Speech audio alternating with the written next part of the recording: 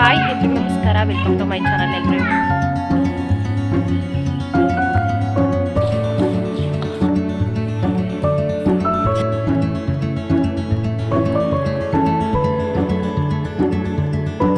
Yogi ಶಯನನ ಪಾದಯೋಗದಿ ಭಜಿಸು. Hi ಎಲ್ರಿಗೂ ನಮಸ್ಕಾರ. ನನ್ನ ಜೀವನದ ಮತ್ತೊಂದು ದಿನಕ್ಕೆ ಎಲ್ಲರಿಗೂ ಸ್ವಾಗತ ಸುಸ್ವಾಗತ. ಇವತ್ತು ಬೆಳಗ್ಗೆಯಿಂದ ಬ್ಲಾಗ್ ಮಾಡ್ತಾ ಇದ್ದೀನಿ. ಪೀಸ್ಫುಲ್ ಮಾರ್ನಿಂಗ್ ರೋಟೀನ್ ಇದು. ಯಾವುದೇ ಕಂಟೆಂಟ್ ಇಲ್ಲದೆ ತುಂಬ ಸಿಂಪಲ್ಲಾಗಿ ಈ ವ್ಲಾಗನ್ನು ಮಾಡ್ತಾಯಿದ್ದೀನಿ. ನಿಮಗೆ ಇಷ್ಟ ಆದರೆ ಲೈಕ್ ಮಾಡಿ, ಶೇರ್ ಮಾಡಿ. ಪ್ಲೀಸ್ ನಮ್ಮ ಚಾನಲ್ಗೆ ಯಾರು ಸಬ್ಸ್ಕ್ರೈಬ್ ಆಗಿಲ್ಲ ಸಬ್ಸ್ಕ್ರೈಬ್ ಮಾಡ್ಕೊಂಡು ಸಪೋರ್ಟ್ ಮಾಡಿ ಅಂತ ಕೇಳ್ಕೊಳ್ತಾ ಇದ್ದೀನಿ. ಹಸುಗಳನ್ನು ತೋಟಕ್ಕೆ ಕಟ್ಟಿ ಹೋಗೋಣ ಅಂತ ಅಂದ್ಕೊಂಡು ಬಂದ್ವಿ. ಅಂದರೆ ಬೇಗ ಕಟ್ಟಿ ಹೋದರೆ ಬಿಸಿಲು ಬರೋ ಅಷ್ಟರಲ್ಲಿ ಚೆನ್ನಾಗಿ ಮೇವು ತಿಂದು ನೆರಳಲ್ಲಿ ಮಲ್ಕೊಳ್ತವೆ. ಹಾಗಾಗಿ ಆದಷ್ಟು ಬೇಗನೆ ಬರ್ತೀವಿ. ಇವತ್ತು ವಾರ ಇದ್ದಿದ್ದರಿಂದ ಫಸ್ಟು ಮನೆಯೆಲ್ಲ ಕ್ಲೀನ್ ಮಾಡಿಕೊಂಡೆ, ನಂತರ ತಿಂಡಿ ಮಾಡಿದ್ರಾಗುತ್ತೆ ಅಂತ. ಫಸ್ಟು ನಾನು ತಿಂಡಿ ಮಾಡಿ ನಂತರ ಮನೆ ಕ್ಲೀನ್ ಮಾಡ್ತೀನಿ. ಆದರೆ ಇವತ್ತು ಸ್ವಲ್ಪ ಉಲ್ಟಾ ಮಾಡಿದ್ದೀನಿ. ಫಸ್ಟ್ ಪೂಜೆ ಮಾಡೋಣ ಅಂತ ಅಂದ್ಕೊಂಡು ಮನೆಯೆಲ್ಲ ಕ್ಲೀನ್ ಮಾಡಿ ನಾನು ಕೂಡ ಫ್ರೆಶ್ ಅಪ್ ಆಗಿ ಬಂದು ಇವಾಗ ದೇವ್ರ ಮನೆಯೆಲ್ಲ ಕ್ಲೀನ್ ಮಾಡಿಕೊಂಡು ಇವಾಗ ಪೂಜೆಗೆಲ್ಲ ರೆಡಿ ಮಾಡ್ಕೊಳ್ತಾ ಇದ್ದೀನಿ. ಫಸ್ಟು ರಾಯರ್ ಫೋಟೋನೆಲ್ಲ ಮಡಿ ಬಟ್ಟೆಯಿಂದ ಒರೆಸ್ಕೊಂಡು ಗಂಧ ಇಟ್ಟು ಹೂವಿನ ಅಲಂಕಾರ ಮಾಡ್ಕೊಳ್ತೀನಿ.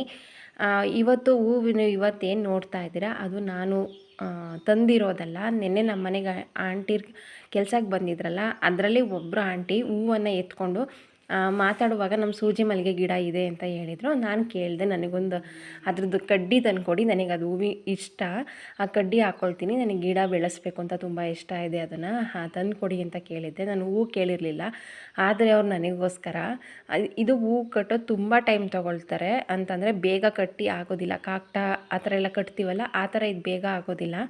ರಾತ್ರಿ ಹೂವು ಎತ್ತಿಟ್ಟಿದ್ರಂತೆ, ರಾತ್ರಿ ಕಟ್ಟೋಕ್ಕಾಗಿಲ್ಲ ಅಂತ ಅಂದರೆ ಇಲ್ಲಿ ಕೆಲಸ ಮಾಡಿ ಅವ್ರಿಗೆ ಸಾಕಾಗಿರುತ್ತೆ. ಮನೆಗೆ ಹೋಗಿ ಅಲ್ಲಿ ಅವ್ರ ಮನೆ ಕೆಲಸ ಎಲ್ಲ ಮುಗಿಸ್ಕೊಂಡು ಮಲಗಿ ನನಗೋಸ್ಕರ ಬೆಳಗ್ಗೆ 3:30 ಎದ್ದು 5:30 ತನಕ ಹೂವು ಕಟ್ಟಿ ನಂತರ ಮನೆ ಕೆಲಸ ಮುಗಿಸಿ ಕೆಲ್ಸಕ್ಕೆ ಬರಬೇಕಾದ್ರೆ ಹೂವು ತೊಗೊಂಡು ಬಂದಿದ್ರು. ಇನ್ನೊಬ್ಬರು ಆಂಟಿ ಹೂವು ಕಟ್ಟೋಕ್ಕಾಗಿಲ್ಲ ಅಂತ ಬರೀ ಹೂವನ್ನು ಎತ್ಕೊಂಡು ತೊಗೊಂಡು ಬಂದಿದ್ರು.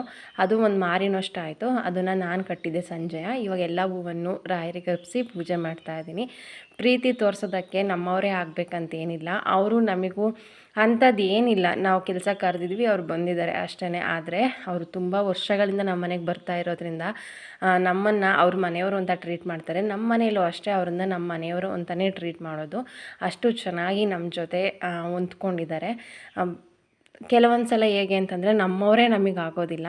ಇವ್ರು ಹೇಗೆ ಅಂತಂದರೆ ತುಂಬ ಸಪೋರ್ಟಿವ್ ಆಗಿದ್ದಾರೆ. ಅದನ್ನು ಕಟ್ ಮಾಡಿಕೊಟ್ಟು ತಿನ್ನೋಕ್ಕಾಗಲ್ಲ ಕಣವ, ಅದರಲ್ಲಿ ಪಲ್ಯ ಮಾಡ್ಬೋದು ಅಷ್ಟೇ. ಬೆಲ್ಲ ಹಾಕಿ ಸಿಹಿ ಪಲ್ಯ ಮಾಡ್ತಾರೆ, ಮೆಣಸಿನ್ಕಾಯಿ ಈರುಳ್ಳಿ ಹಾಕಿ ಖಾರ ಪಲ್ಯ ಮಾಡ್ತಾರೆ, ಚಪಾತಿ ಮಾಡ್ತಾರೆ. ಅದನ್ನ ಹಂಗೆ ನಾಳೆ ಮಾಡ್ಕೊಡ್ತೀನಿ. ಈಗಲ್ಲ ಮಗನೇ, ನಾಳೆ ಚಪಾತಿ ಮಾಡಿ ಮಾಡೋಣ. ಅದರಲ್ಲಿ ಆಟ ಮಾಡಬಾರ್ದು ಮಗನೇ.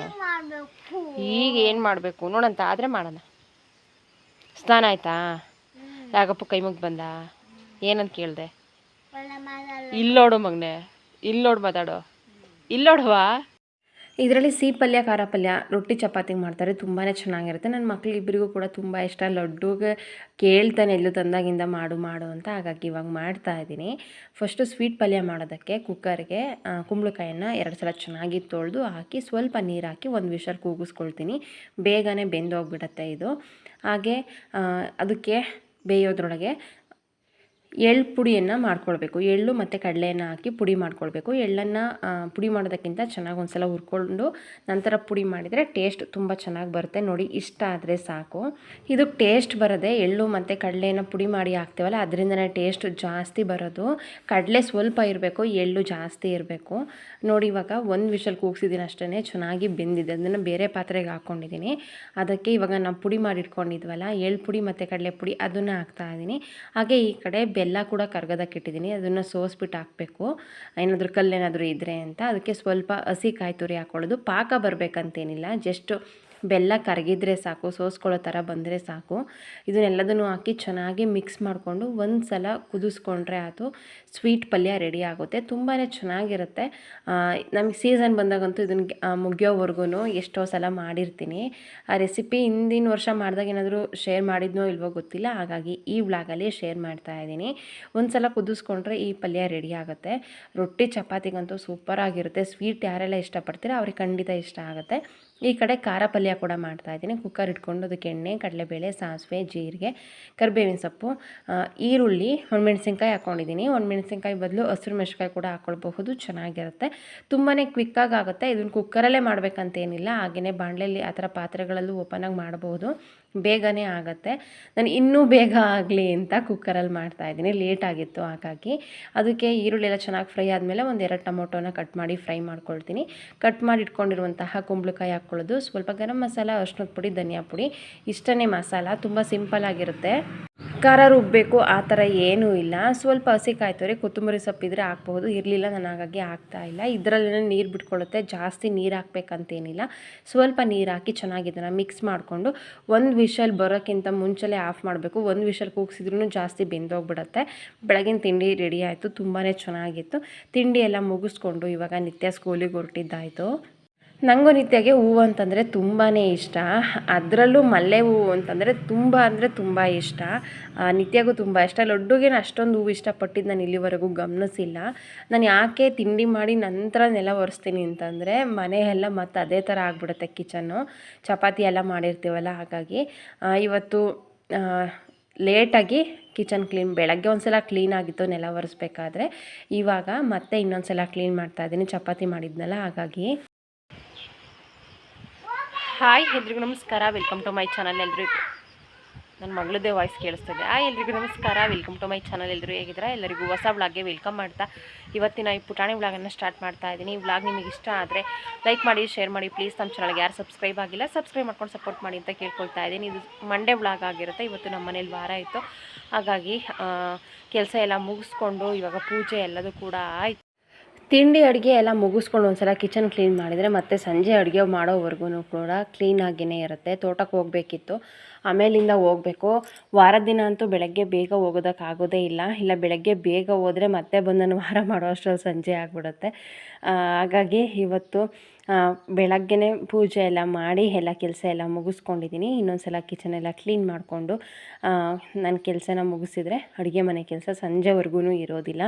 ಎಷ್ಟೇ ಕ್ಲೀನ್ ಮಾಡಿದ್ರೂ ಮತ್ತೆ ಗಲೀಜು ಆಗ್ತಾನೆ ಇರುತ್ತೆ, ಅಂದರೆ ಅಡುಗೆ ಮಾಡುವಾಗ, ತಿಂಡಿ ಮಾಡುವಾಗ. ಅದಕ್ಕೋಸ್ಕರ ನಾನು ಏನು ಮಾಡ್ತೀನಿ ಅಂತಂದರೆ ಅಡುಗೆಗೆ ಮತ್ತು ತಿಂಡಿಗೆ ಒಂದೇ ಸಲ ತರಕಾರಿಗಳನ್ನೆಲ್ಲ ಕಟ್ ಮಾಡ್ಕೊಳ್ತೀನಿ.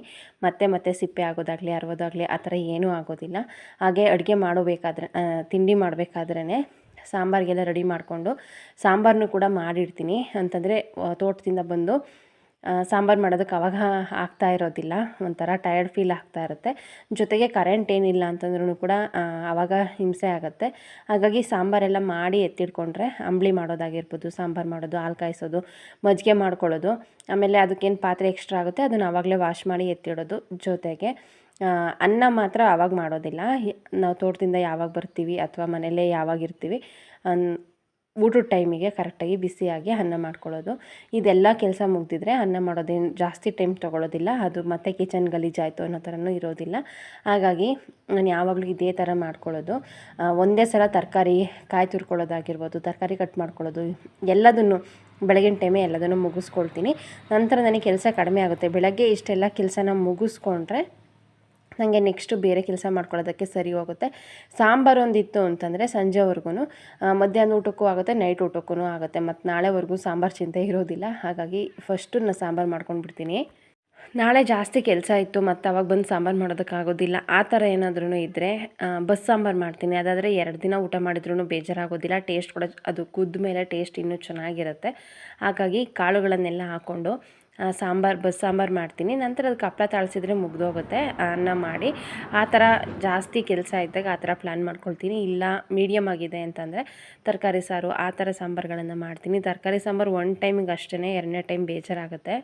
ಹಾಗಾಗಿ ಅದನ್ನು ಜಾಸ್ತಿ ಮಾಡೋದಿಲ್ಲ, ಒನ್ ಟೈಮ್ಗೆ ಆಗೋ ಅಷ್ಟೇ ಮಾಡೋದು. ಇವತ್ತಿನ ನನ್ನ ಮಾರ್ನಿಂಗ್ ಪೀಸ್ಫುಲ್ ರೊಟೀನ್ ಈ ಥರ ಇತ್ತು. ನಿಮಗೆ ಇಷ್ಟ ಆಗಿದೆ ಅಂತ ಅಂದ್ಕೊಳ್ತೀನಿ. ಇಷ್ಟ ಆದರೆ ಲೈಕ್ ಮಾಡಿ, ಶೇರ್ ಮಾಡಿ ಪ್ಲೀಸ್. ನಮ್ಮ ಚಾನಲ್ಗೆ ಯಾರು ಸಬ್ಸ್ಕ್ರೈಬ್ ಆಗಿಲ್ಲ ಸಬ್ಸ್ಕ್ರೈಬ್ ಮಾಡ್ಕೊಂಡು ಸಪೋರ್ಟ್ ಮಾಡಿ ಅಂತ ಕೇಳ್ಕೊಳ್ತಾ ಇದ್ದೀನಿ. ಜೊತೆಗೆ ಈ ವಿಡಿಯೋ ಬಗ್ಗೆ ನಿಮ್ಮ ಅಭಿಪ್ರಾಯ ಮತ್ತು ಅನಿಸಿಕೆಗಳನ್ನು ತಿಳಿಸಲು ಕಮೆಂಟ್ ಮಾಡಿ. ಸಿಗ್ತೀನಿ ಮುಂದಿನ ಹೊಸ ವಿಡಿಯೋದಲ್ಲಿ. Thank you.